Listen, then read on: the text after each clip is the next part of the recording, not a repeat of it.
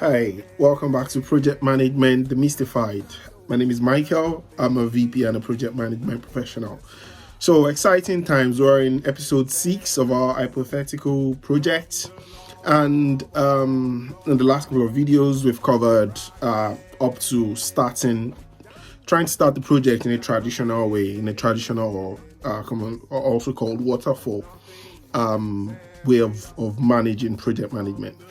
And so I in the last video, I mentioned the PMO setting up the project. So having an enterprise project management system where they'll have to put in the project and all that. So, but I just thought that it might add value to some people for me to just had a little bit of segue to setting up a PMO. So you might be in an organization and you want to set up a PMO.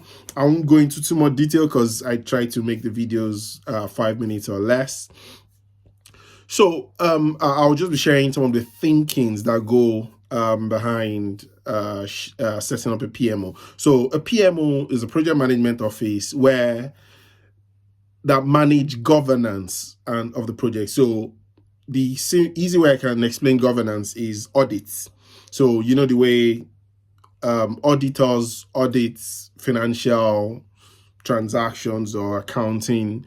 So project governance is PMO, and project governance is like project audits.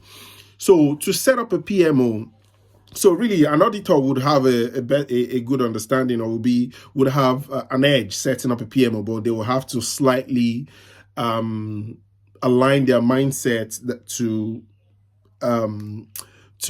into understanding that they are auditing projects rather than trying to catch people out. So so setting up a PMO, what is involved? What do people need to do? So one important thing is to understand the why you're setting up the PMO. Are you just setting up the PMO because you think that organizations have PMO and project management office, and you too should have a project management office? So a very good understanding of the importance of having a PMO will be required, and that is having like a standard so that when projects come, there's a template that they can follow. So for instance, the NHS project we're talking about, it might come into the PMO through a work reception process. So maybe the program manager or head of strategy or something will bring that project to the PMO to say, this project has been approved or is in the process of approval, and the PMO should accept or take the project and add to their work stack. And simple things, not really simple, but things like the PMO understanding the total cost or value of projects running in the organization at a particular time, that might be helpful for the organization, so they can help in planning projects in other parts of the business, depending on the size of the organization. But to set up the PMO, the very senior leaders, CEOs, have to buy into the idea of setting up a PMO so that they will be aligned. And you don't want to set up a PMO that senior stakeholders would be overriding, because that would be detrimental to the value that the PMO is there to give to the organization. So senior stakeholders should be aligned. So you'll be having ongoing conversations with stakeholders to understand, okay, this is what we want to put in the PMO. These are the templates you want to have.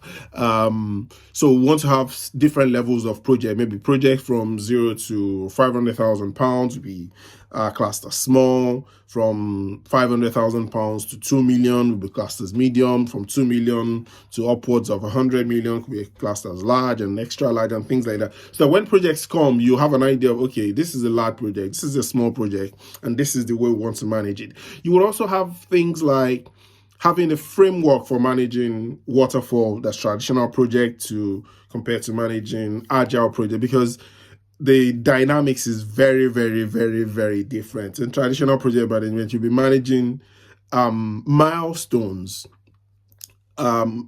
whereas in in agile project management, you're trying to understand and track the value the project is delivering to the end customers, to the organization. So you can't use the same project management framework for both traditional and waterfall project. Also, you will have to run trainings for your colleagues so that people understand and are aware of the benefits, the value that the PMO is bringing to the organization.